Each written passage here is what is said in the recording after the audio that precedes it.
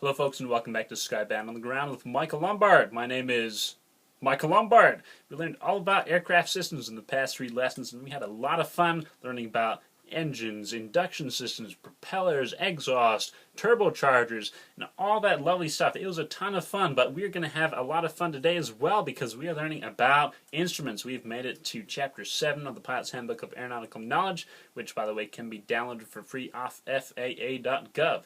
So, instruments. We are learning about instruments, and because we're learning about that, I decided, hey, I'm going to bring my instrument. We're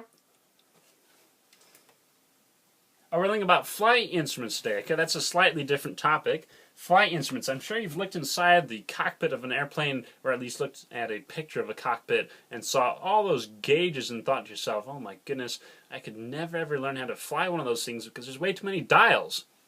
Well, guess what?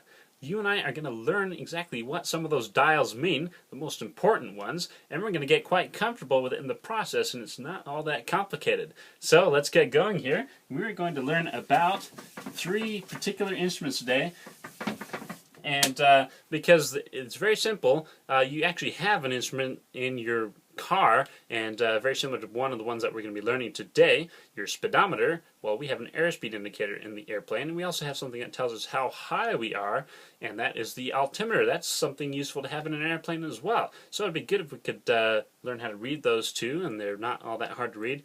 And then we have a third one that we're going to deal with today, and that's the vertical speed indicator. And that's not as necessary, but it's a helpful tool as well. So remember, instruments are not absolutely critical to keep your airplane in the air, but they are useful for telling you how your airplane is flying. Once again, how fast, how high, stuff like that. So let's learn about our altimeter, and this is pretty cool how they designed it, but first of all, let's see if we can learn how to read it.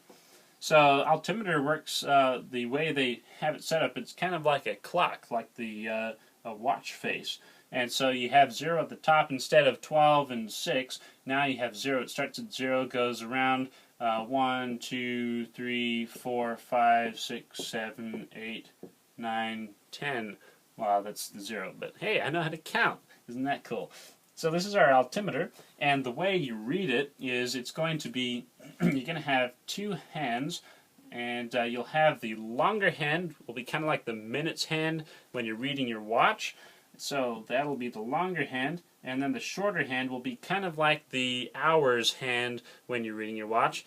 And so the longer hand tells us hundreds of feet, and the shorter hand tells us thousands of feet.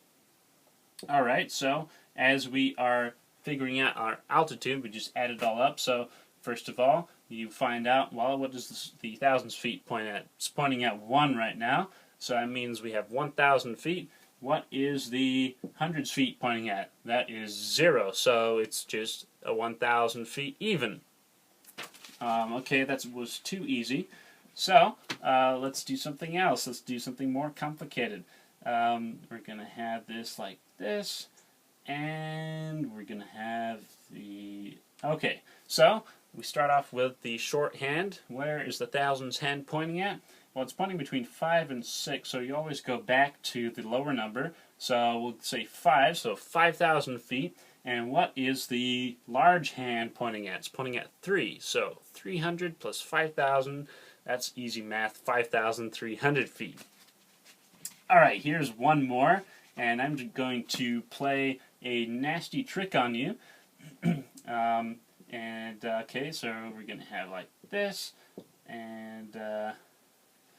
okay, so, by the way, that's pointing directly at the 3. Let me fix that for you. Alright.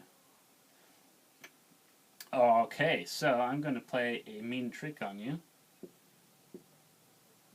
What does this look like? Looks like, okay, we got 3,000 feet. We have 0, so that'd be 3,000 feet flat, or even. Well, it's an odd number. But, hey, what's this thing over here? Okay, I didn't show you the tens of thousands of feet hand, and that's this long, skinny, dangly thing that's probably going to go all the way out to your the end here, or you'll see based on your altimeter face, it might be different, but this is our tens of thousands. So that's between 10, that's between 1 and 2, so you go back to the 1, that means it's 10,000 feet. and then add the 3,000, so we're actually at 13,000 feet. It would have been a little bit easier if we could have looked out the window and seen, oh yeah, we are pretty high up. So that's how you read your altimeter. Well, how in the world does the altimeter know how to display that information? Well, let's take a look at the principle. It's really cool, and it's really simple and elegant in its simplicity. So that's our altimeter face over there, and this is the see-through representation of our altimeter, a diagram. You have inside the altimeter, we have something called a stack of wafers. I don't know why they call them wafers, but it's like this stack of it's hollow, and better description is actually like a diaphragm, and so you can actually squish it or it'll expand. And so you have this stack here, and it's filled with air, and that air is at sea level pressure on a standard day, 29.92 inches of mercury. Now this is sitting inside the instrument case, and you have a port in the back here, and there's a line that goes all the way out to the outside of the airplane, and you have on the side of the airplane what is called the static port. It's going to be on the side of the airplane so that it gets undisturbed air, and it's called static port because static is motionless. So basically what it wants to do is get undisturbed air from the outside, and that will be at atmospheric pressure, and let that inside of the instrument casing right here. So we get outside air pressure, not pumped in there, but it just flows into there. Okay, so if you're down at sea level on a standard day, outside air pressure is going to be 29.92 inches of mercury. You start going up higher, and what happens to air pressure? Air pressure decreases as you go higher. So let's say we go up 1,000 feet. It decreases by about an inch of mercury for each 1,000 feet. So that means outside air pressure is going to be 28.92 inches. And if this is ported to the outside, what does that mean the air pressure is going to be in the air surrounding the wafers? It's going to be that's right, it's going to be 28.92 inches. And if this is 29.92, that means it's going to expand. It's kind of like, you release a balloon, like one of those helium balloons. They actually get bigger and bigger as they go higher until they pop. Well, we have our stack of wafers here, which is expanding, and so that's how our altimeter works. All you have to do is look at that and see if it's bigger or smaller, and that's how high you are.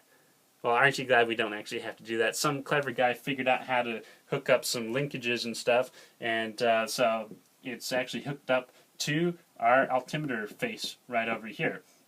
And so, yeah, it's hooked up. So that's how our altimeter works. It's pretty cool. And there are actually other instruments that work similarly, and we're going to take a look at that. Another instrument that you got is called the vertical speed indicator. And the vertical speed indicator works on a very similar principle. First of all, let's take a look at the face of the vertical speed indicator. You're going to have a 0 point, and here's our indicator, and it's going to be in probably hundreds of feet, so 500 feet, 1,000 feet. If you're flying along straight and level, or if you're just sitting on the ground straight and level, regardless if your altitude isn't changing, this needle is going to be pointing right at the 0 mark. Start changing your altitude, and this will tell you at what rate you're changing your altitude at. It's kind of a helpful thing to tell you trends and stuff. And so if you're flying out, typically what you'll see on a light airplane when you're climbing out of the airport is somewhere around 500-600 feet per minute climb rate. So that means in a minute you'll climb 600 feet. And that's helpful for planning purposes and just useful to see if your airplane is performing as it should. Well, how does this work? Well, we have, and I'm not sure why the airplane, the Pilot's Handbook of Aeronautical Knowledge, our textbook, didn't call it a stack of wafers, but it's actually a diaphragm. That's what they call it in this one. So we have our diaphragm, maybe because it's smaller or something. But here's our diaphragm, and so once again it's this thing that can expand or contract.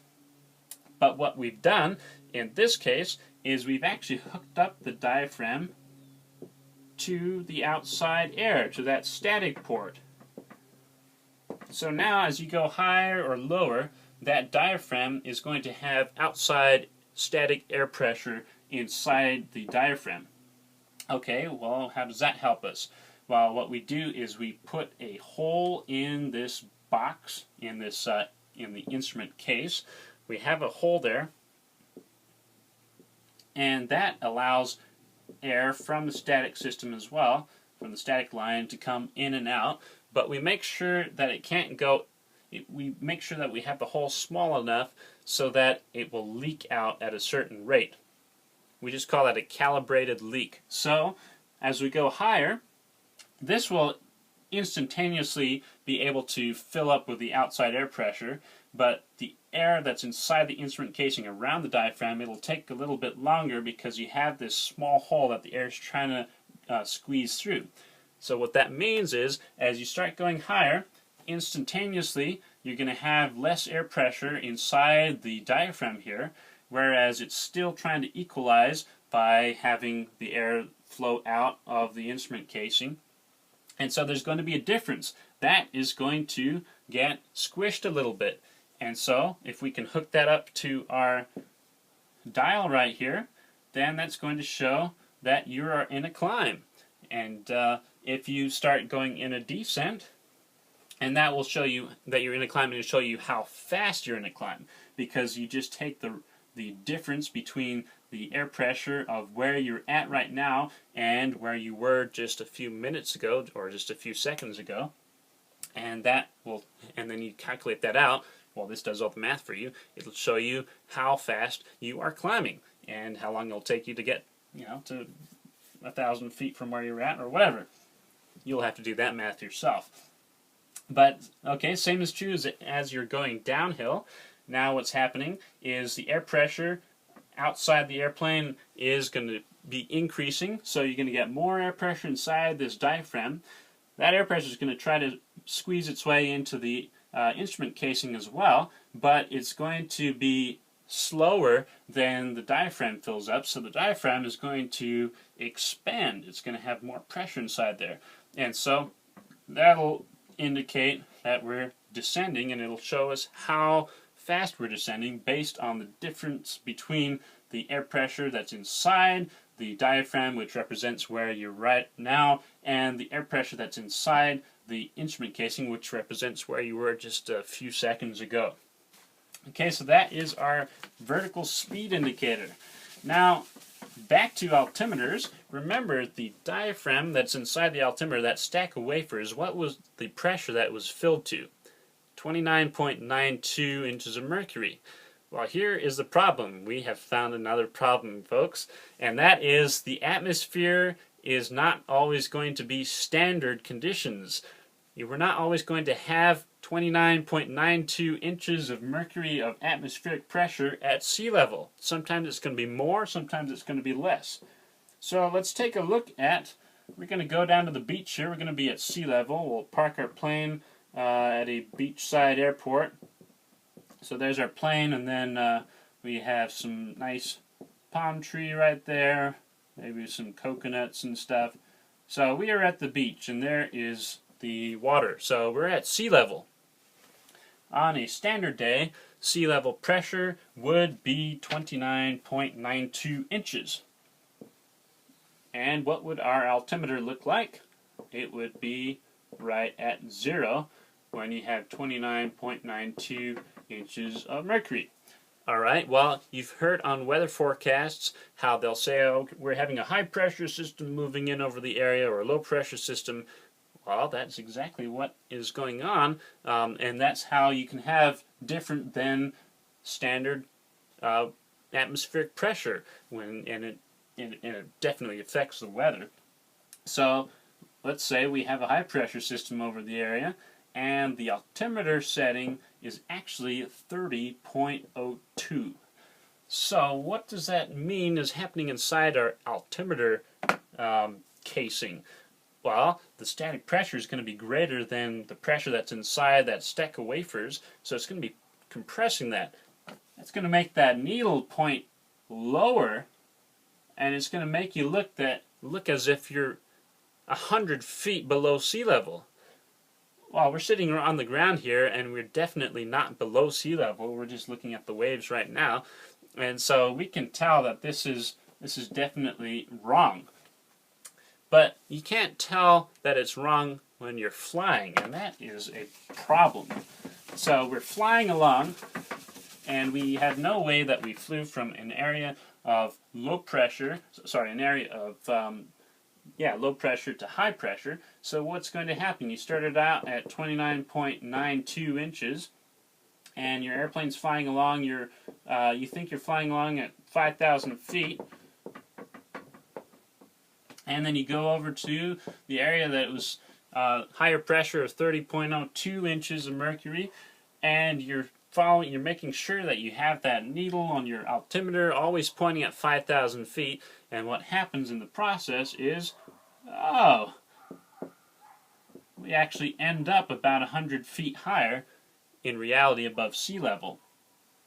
So, because of this because of the altimeter is referencing the standard conditions, we have actually found ourselves flying on a faulty altimeter indication. And so what we have is, well, we have indicated altitude, and that's what our altimeter is telling us. But indicated altitude doesn't reflect your true altitude. And here's sea level down here. So true altitude is what you're really flying at. And you'll hear this referenced, you'll hear this called MSL, say 5,000 feet MSL. That's above mean sea level. They took the average of the sea level around the world and figured out how it fluctuates and stuff, and they came up with the average, and so mean sea level is our baseline. So in this case, indicated altitude is different from true altitude because pressure has changed. Well, there is a helpful workaround that people came up with. I think it was a guy named Colesman, because inside your altimeter you have a little window and you have a nice little dial that you can change the setting inside the window. So it's originally set to 29.92. We can correct what the altimeter is telling us by putting in the new altimeter setting. So we listened to the radio, maybe got something from air traffic control, and they told us, okay, the air pressure is 30.02 in this area, so we put that in the altimeter, and now it was indicating that we were doing fine at 5,000 feet, and now we put it up to 30.02, we increase that number, and oh, hey, that's right, we are actually flying 100 feet high, so let's correct that. So that is how pressure affects your actual altitude that you're flying over sea level, your true altitude. So indicated altitude isn't necessarily true. So you have to always get your updated altimeter setting as you're flying along. And so there's a helpful mnemonic to remember how pressure levels affect your airplane. From low to high, clear the sky. When you go from low pressure area to high pressure area, if you still follow your altimeter and you don't reset it, you're going to end up a lot higher than you were when you started. Same is true when you're going from high to low. I should say opposite is true. From high to low, look out below. This could be a problem if you're flying along and you go from a high pressure area to a low pressure area, and there are mountains in the area, and you think that you're going to clear the mountain, but you're following your altimeter that was set to a high pressure area, and it's actually telling you that you're higher than you really are. Well, if you don't look out the window, or maybe you just didn't have a good job of didn't do a good job of judging your distance from the mountain, you might end up hitting the mountain.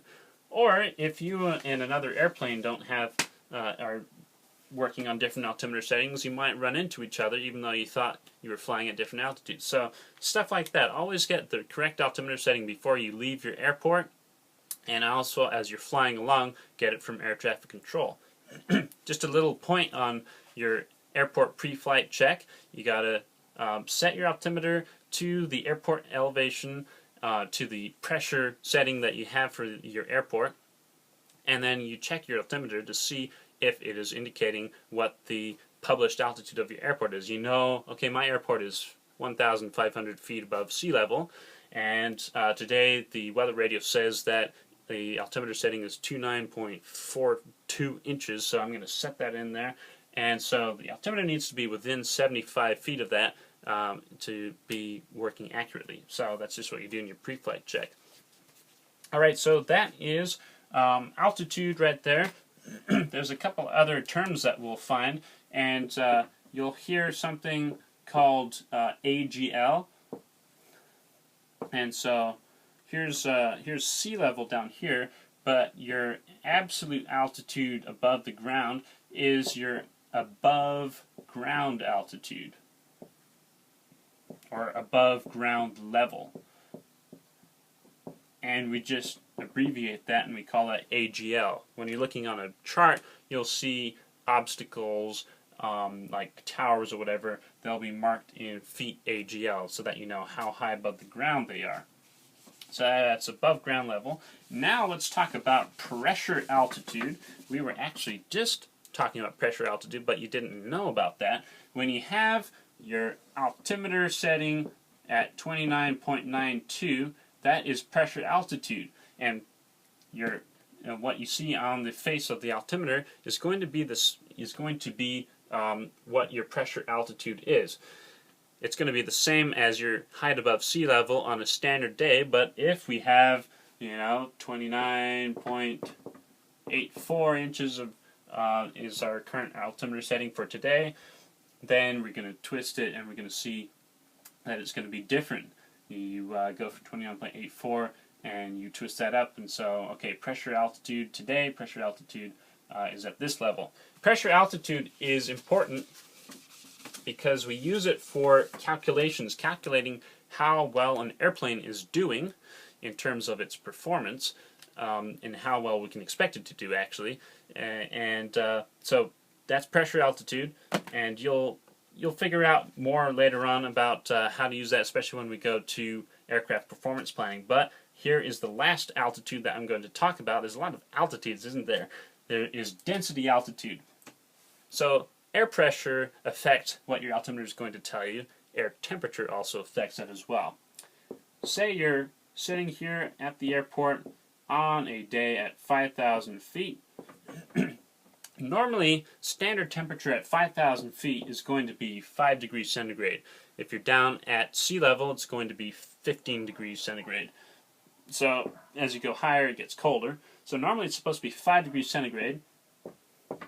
We're at 5,000 feet. But today it is a hot, steaming day, and the temperature is actually 30 degrees. Well, that means that the air is going to be less dense. And so what does your airplane feel like it's going to be performing at? It actually feels as if the airplane is higher. The air is less dense, so it's not going to do as well. And as you go, if you had your airplane flying up at a higher altitude, you would notice that the airplane doesn't fly as well. So because it's 30 degrees, we have this term called density altitude. That is pressure altitude. Pressure altitude is when you put 29.92 in your altimeter. And so you take that number, pressure altitude, corrected for non-standard temperature. So 30 degrees centigrade, the airplane actually feels as if it is up at 7,800 feet. Wow! So that's a pretty significant change right there, and that would kind of raise some warning flags in our mind if we were trying to figure out if we were trying to take off from a short runway, because it's actually going to take a lot longer for the airplane to get into the air and to achieve flying speed and all that. And so density altitude is a very important thing to keep in mind. We're going to learn later on when we talk about aircraft performance and how to calculate. We're going to learn how we can actually calculate what the density altitude is today. But density altitude, just remember, it makes it seem as if you say high density altitude, we're not talking about high density, we're talking about high altitude. The airplane feels as if it's had a high altitude. So this is what you call high density altitude. Conversely, if you have a very cold temperature day, you're going to have low density altitude.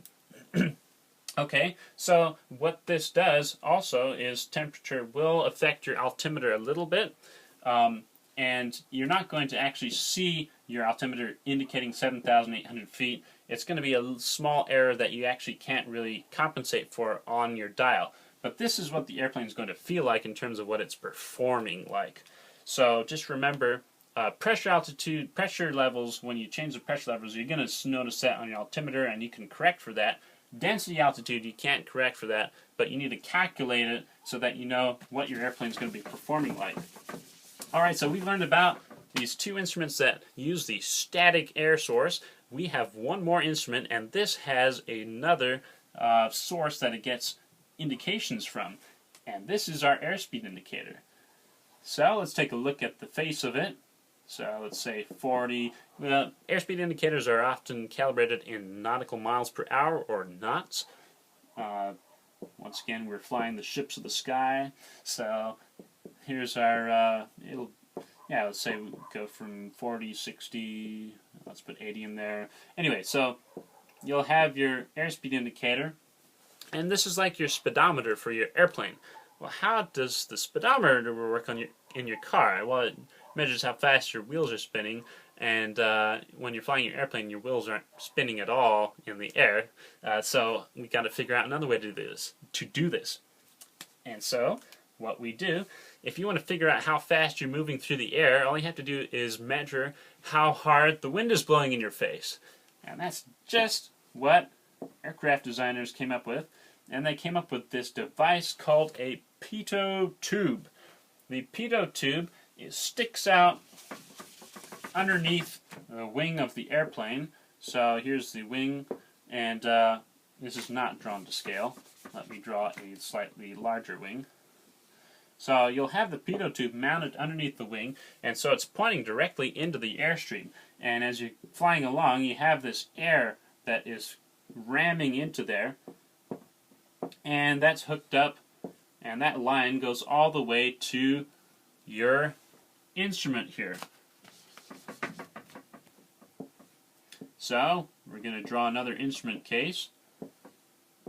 There's the face of it there. So let's put some numbers. And okay, so now we have another diaphragm in there, and I guess they turn this one on its side, and this ram air that's coming in through the pitot tube is hooked up directly to the diaphragm. So now this diaphragm is able to expand and contract based on how much air is actually being rammed into there. So if you're going faster, that means that's going to expand more. If you go slower, it's going to be less expanded, you could say. And then we have, once again, we have this hooked up to the static port, so that we have a way to compare this against the actual air pressure outside the airplane. And so you have to have that hooked up to the static port. And it's very simple. All you have to do is have some clever device to hook this up to your needle.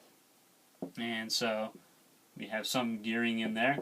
And now as we're flying along, you go faster, your needle goes up, you go slower, your needle goes down. Very cool. And that is how our airspeed indicator works. Well, once again, you're going to have several different types of airspeed. You're going to have the first one, which is called indicated airspeed, and that's what you see on your dial there.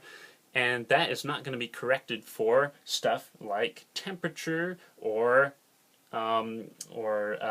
pressure changes or installation errors or instrument errors. Here's an example of what you might encounter if you're flying the airplane at high angles of attack. And there's the pitot tube. So you're flying through the air like this. The air is coming like that, and so not all the air is actually making it in there. it might make it look as if you're flying the airplane slower. So generally at high angles of attack and low airspeeds, the airspeed indicator is going to be less accurate. So manufacturers have come up with a way to give you corrections, and they have that written in the operating handbook of the airplane. But in terms of how fast you're supposed to fly for different flight regimes, they give you indicated airspeed, so it's helpful you don't have to do the mental math while you're flying along. They just figured out, okay, so this is what the dial is going to be showing us when the plane is really flying this fast, and they publish that in the book.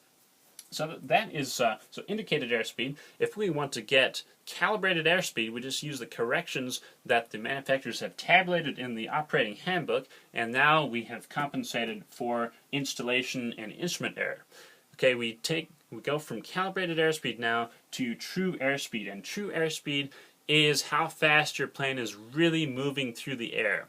Because as you go higher, the air is less dense, and you're not going to have as much air hitting inside that pitot tube, and the airplane is the airspeed indicator is going to look like you're flying slower than you really are. You're actually traveling a lot faster through the air, but there's just not as many molecules hitting the inside of the pitot tube there. And so we have a way of calculating exactly how much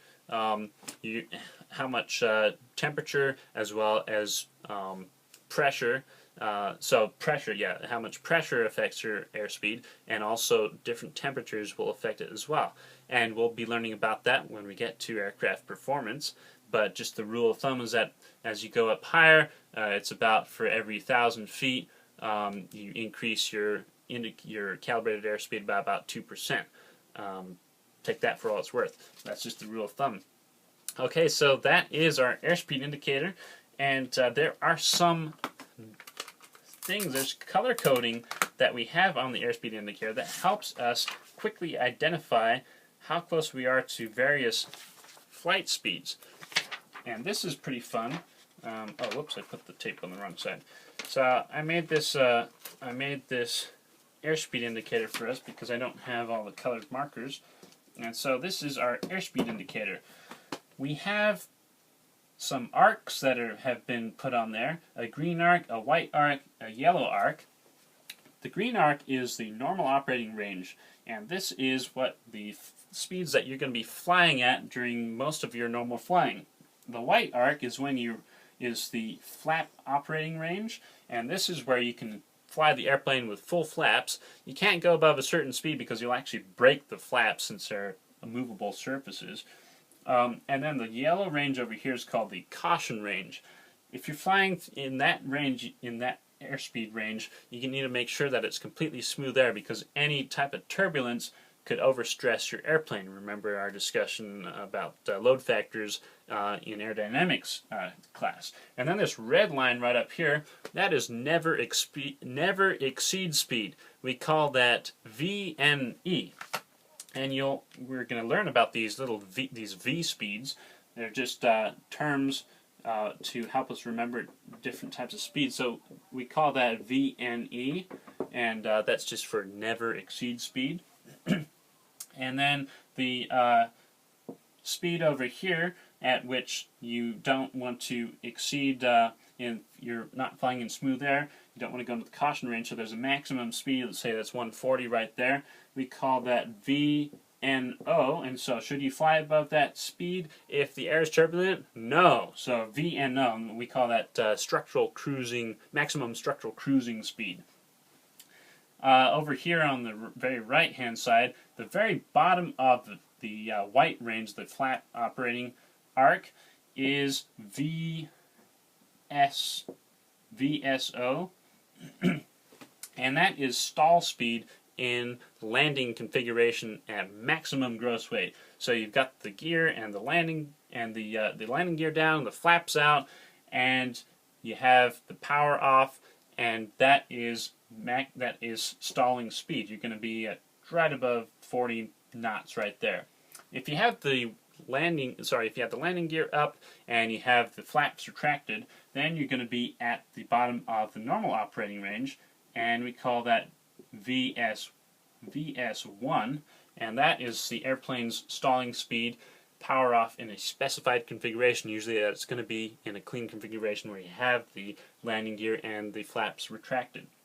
So that's VS1. And then we have the top of the flap range right here. We call that VFE, and that stands for maximum flap extension speed. So flap extension, FE. And then there's other ones that we don't have depicted on here, like maneuvering speed, VA. Think you can't do aerobatics above that speed. And then VLO, that's for landing gear operating speed, and VLE for landing gear extension speed. And then VX and VY, we're going to learn about those later on. So this is our airspeed indicator and color-coded. It's pretty nice and colorful.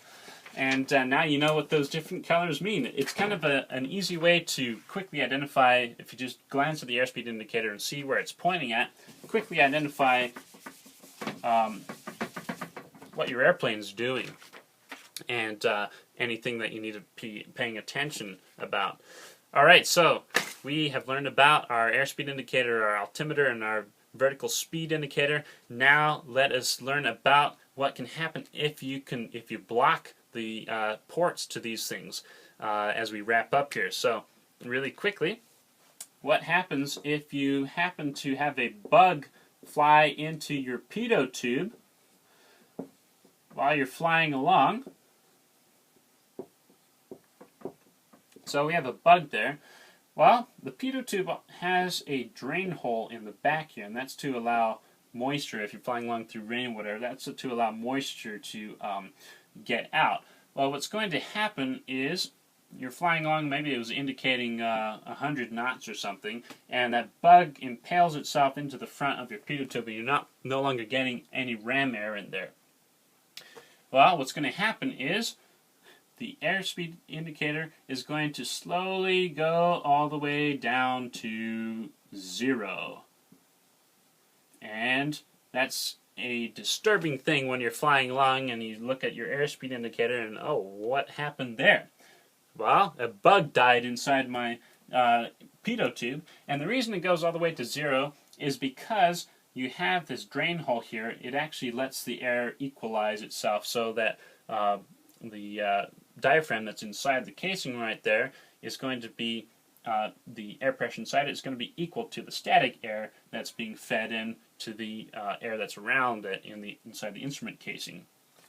Okay, what happens if you happen to turn your pitot tube into an icicle, and it blocks not only the opening in the front but also the drain hole?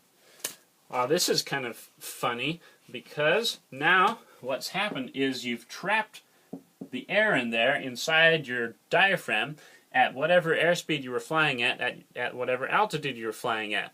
Now your airspeed indicator freezes, per se, at that speed unless you start going up or down. Then your airspeed indicator acts like an altimeter, because you have the air trapped in there, and you still have the static air able to go in and surround that diaphragm. And so if you go higher up, the static air pressure is going to be less, and so that diaphragm is going to expand, and it's going to make you look like you're flying faster than you really are. If you go lower, that's going to be compressed, and it'll make you look like you're starting to lose airspeed.